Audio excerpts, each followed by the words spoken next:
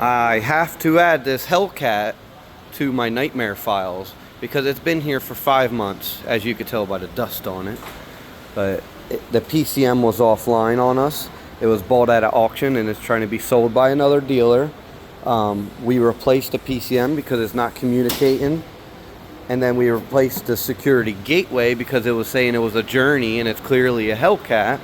We had our TA and engineering team come out to try to get the PCM online.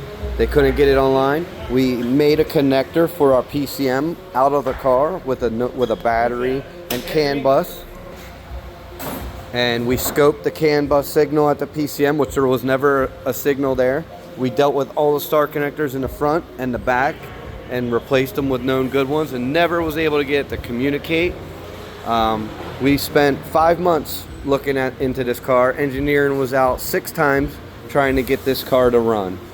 BCM was replaced, the RF hub was replaced, the PCM all at once, and ended up today just finding our communication issue. And I traced from the RF hub back here all the way down here to the wiring harness in the floor and feeling it, and I noticed this harness was fatter here, and I ripped it up and I found that they tapped in this guy. It's a start inhibitor aftermarket, and since I think they bought this vehicle from an auction, they didn't know this was installed and we couldn't find it, and we've looked at there several times and we finally just found it.